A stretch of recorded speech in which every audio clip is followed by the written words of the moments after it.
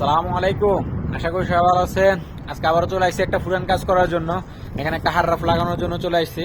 আসলে সৌদি বাড়ির মাকসালা হাররাফটা নাকি নষ্ট হয়ে গেছে, ব্যবহার করতে পারতেছে না।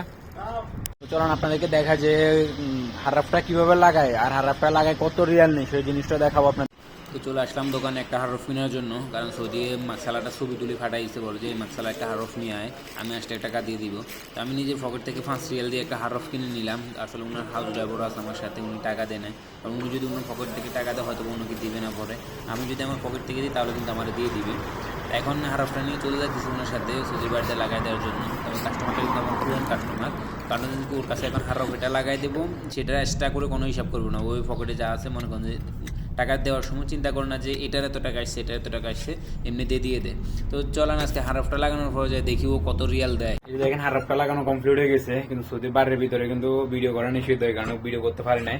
এই দেখেন নতুন যেটা আনছে এটা লাগাই দিচ্ছে, আর পুরানটা এটা খুলে ফেলছে। দেখেন এটা ভিতরে যে স্মার্টটা আছে, নাট যেটা আছে এটা ভাঙে গেছে, তো এটা এখন ইয়া করে খুলে ফেলছি। তো এটার জন্য কত রিয়াল নিয়েছি সেটাও দেখা দিচ্ছি আপনাদেরকে, একটু পরে দেখা দিচ্ছি, কারণ সৌদি এখনো টাকা দেয় নাই। বলছে এটা বলা দিয়ে ভিতরে ফেলা গেলাম, মানে বলা দিয়ে ড্রামটা দেখা আপনাদেরকে। দেখেন এটা হলো বলা দিয়ে ড্রাম, এটার ভিতরে ফালানোর জন্য বলছে। আমরা এটার ভিতরে ফালাই দিচ্ছি। দেখেন ওর হাউস ড্রাইভার আছে, হাউস ড্রাইভার এখন আমার নিয়ে দিয়ে আসবে। আপনাদেরকে বলছিলাম যে হারফটা লাগানোর পরে সৌদি কত রিয়াল দেয় সেটাও দেখাবো আপনাদেরকে। আসলে কাস্টমারটা কিন্তু আমার পুরানো কাস্টমার, আমি আগেও কিছু কাজ করছিলাম কিন্তু পুরো টাকা দেয় নাই।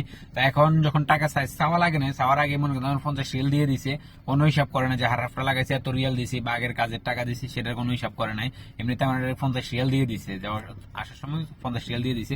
আর উনার যে হাউস ড্রাইভার আছে, হাউস ড্রাইভার আছে উনি আমার এখন নামাই দিতেছে রুমের ভিতরে, রুম থেকে নিয়ে আসছে উনি, আমাকে নামাই দিতেছে উনি। কারণ উনি যে হাউস ড্রাইভার উনি কিন্তু টুকটাক যে হয়তো বা ফিস একটা নষ্ট হয়ে গেছে, সুইচ একটা নষ্ট হয়ে গেছে, লাইট একটা জ্বলতেছে না, এরকম কোনো কাজ করে না। কারণ উনি বলে যে আমি ইলেকট্রিক সাবাকের কোনো কাজই জানি, কিন্তু উনি কিন্তু সব কাজই জানে, তারপরে কিন্তু সৌদিকে কাজ দেখাচ্ছে না। তবে কিছু কিছু হাউস ড্রাইভার আছে যেটাই বলে যে বলে যে এটা মালুম কারবাই, ও বলে যে আইও আনা মালুম আলাতুল সুগর, মানে যদি জিজ্ঞাসা করে যে কারেন্টের কাজ জানোস, ও বলে যে আলহামদুলিল্লাহ আমি জানি কারেন্টের কাজ জানি, সমস্যা নাই।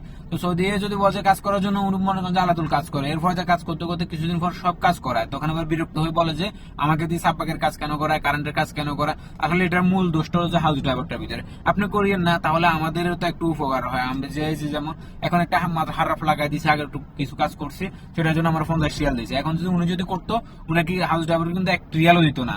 আর আমি করার কারণে, বাইরে থেকে যে আমি করার কারণে আমাকে 50 রিয়াল দিছে। তো মনে করেন যে এখন যারা হাউস ড্রাইভার আছেন তারা সৌদি আরবে নতুন আসলে তারা বলেও কাজ দেখাবেন না, বলবেন না। যদি বলে যে লাইটটা ঠিক করতে পারস কিনা, এটা মালুম লম্বা আপনি বলবেন যে আনা মাফি মালুম, বুঝছেন। তো এটা বলেন না, বলে যে আইও আনা মালুম, এটা বলছেন তো মনে করেন ফাঁসি গেছেন।